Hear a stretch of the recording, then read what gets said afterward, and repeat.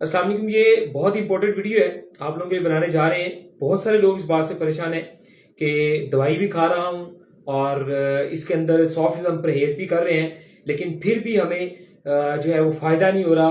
क्यों? इसमें बहुत सारी बड़ी बड़ी गलतियां होती हैं जो आप लोग करते हैं, तो वो बहुत ज्यादा मेरे तजर्बे में आई हैं। तो मैंने सोचा आप लोगों से कुछ गलतियां जो है वो आप लोगों के सामने रख दूं, ताकि उन गलतियों को दूर करके आप बेहतरीन दवाई के रिजल्ट हासिल कर सकें और परहेज करके बेहतरीन सेहत हासिल कर सकें। वो सबसे बड़ी गलती वही होती है, हमने एक पेशेंट को बताया आपने चटनी खानी है, उसमें लिखा हुआ पुदीना अदरक लहसुन प्याज की चटनी बना के आप खा लें। और जब हम पेशेंट से पूछते हैं तो वो कहते हैं जी बिल्कुल चटनी खाई है। क्या खाया जी?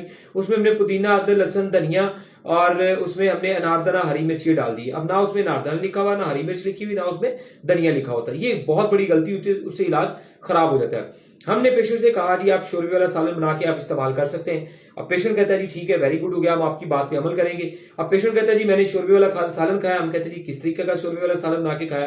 वो कहते हैं जी बिल्कुल मैंने आलू गोश्त शोरबे वाला बनाया था और वो मैंने खाया। यानी कि उसने आलू भी खा लिए, गोश्त भी खा लिया और शोरबा भी। जबकि हम कहते हैं कि सिर्फ शोरबा इस्तेमाल करें तो आप बेहतरीन रिजल्ट हासिल करेंगे। अब एक पेशेंट कहता है जी मैंने आपके कहने के मुताबिक शोरबा ही तो इस्तेमाल किया है, मगर फिर भी मेरा मैदा जो है वो गैस दाबित एसिडिटी बनाने से जो बाज नहीं आ रहा। तो वहां गलती क्या होती है? जैसे कि आज की ताजा मिसाल थी, मेरे पास एक शाहजेब भाई आए थे, शायद इस वीडियो पे कमेंट्स भी कर दे, यंग थे, लेकिन वो बहुत बड़ी गलती ये कर रहे थे।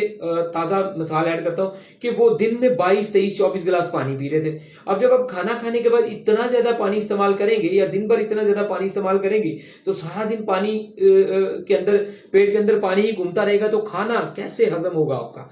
जैसे कि फॉर एग्जांपल चावल को दम देते वक्त जब खाना बनने को बिल्कुल आपकी हंडिया तैयार हो जाती है तो उसमें एक्स्ट्रा आप 2-3 गिलास पानी डाल दें, तो क्या वो हांडी तैयार हो जाएगी? नहीं, उसे अच्छा खासा एक नया वक्त और टाइम देना पड़ेगा। इसी तरह बहुत ज्यादा पानी का इस्तेमाल जो है वो आपके मैदे को खराब करता है। जरूरत के मुताबिक, बेशक गर्मी भी है, जरूरत के मुताबिक 1.5 से 2 घंटे बाद 1 गिलास पानी पिए। आप अगर ऐसी जगह पे काम कर रहे हैं जहां पसीना बहुत ज्यादा आता है तो उसके साथ साथ प्यास भी लग रही है तो बार बार पानी पीना कोई हर्ज नहीं है। लेकिन अगर आप पानी पी पी के बार बार यूरिन छोड़ा पेशाब कर रहे हैं तो आपका जिस्म कमजोर हो जाएगा, जो कि उस बच्चे का हाल हो चुका था। तो खैर, किस्सा मुख्तसर मैंने पूछा आपको किसने बताया? उसने कहा जी मेरे कजन ने। मैंने कहा वो कहां है? उसने कहा बाहर के मुल्क में। मैंने कहा उसके क्या हालात है? उसने कहा जी मुझसे भी बदतर हुए पड़े। तो मकसद ये है कि ऐसे किसी के कहने पे मत चल पड़ा करें। बेहतरीन मॉलेज जो आपको लगता है, जो आपको बेहतरीन गाइड करते हैं, मुकम्मल एक बेहतरीन इंफॉर्मेशन देते हैं, ऐसे लोगों के चैनल्स को फॉलो रखा करें और हर नई आने वाली वीडियोस वगैरह को देखते रहा करें, बेहतरीन उससे नॉलेज की बातें लेते रहा करें।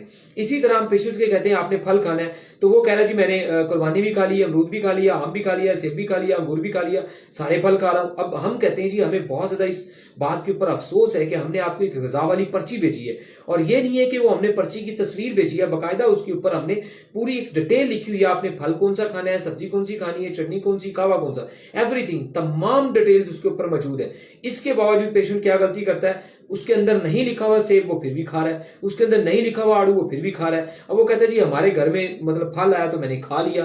अब हम परेशान हैं बीमारियों से 1 साल 2 साल 3 साल 10-10 सालों से, लेकिन मुझे बहुत ज्यादा इसके ऊपर थोड़ा दुख का इजहार भी करना पड़ रहा है। मैं अपने पेशेंट से भी कहता हूँ यार खुदारा कुछ 10 दिन 20 दिन 15 दिन 10 दिन 20 दिन हमें दे दिया करें, सिर्फ और सिर्फ जो हमारी दवाई है और उसके मुताबिक जो पर्ची है, गजाएं खा के, ताकि हमें अंदाजा हो सके आपकी मर्ज पे दवाई और परहेज के साथ कितना जबरदस्त कंट्रोल हुआ। तो बहुत सारी ऐसी वीडियोस मैं अपने पेशेंट्स की माशाल्लाह से लगाता रहता हूं जिनका बेहतरीन रिजल्ट जो है वो हासिल होता है। ठीक है जी, 15 दिन के अंदर ही कमाल के नताज मिलते हैं, चाहे वो 2 साल 5 साल 20 साल पुराने बीमार क्यों ना हो। लेकिन बद परहेज का हम कुछ नहीं कर सकते, जो बद परहेजी करता है ऐसे इंसान का हम कुछ नहीं कर सकते।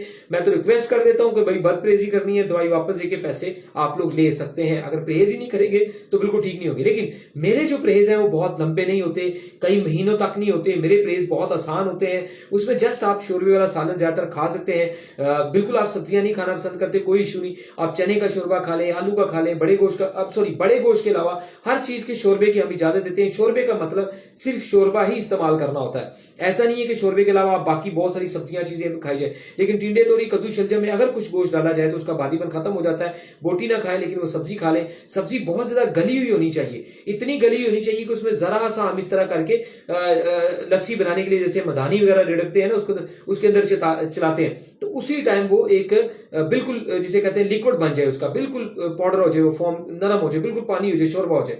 अगर हार्ड सब्जी होगी, सूखे सालन होंगे, पानी ज्यादा पिएंगे, सूखी रोटी खाएंगे तो कभी मैदे को रिकवर नहीं कर सकते। तो वीडियो को लाइक करें और शेयर करें। जाज़ाकल्लाह। तमाम ओवरसीज जो है आउट ऑफ कंट्री के लोग जो है, मुल्क से बाहर वाले लोग जो है, ठीक है जी, कोई भी मेडिसिन दवाई मंगवाना चाहें तो उससे पहले आप हमें वीडियो कॉल जरूर किया करें ताकि हर तरह की 2 नंबरी और धोखे फ्रॉड से बचा जा सके।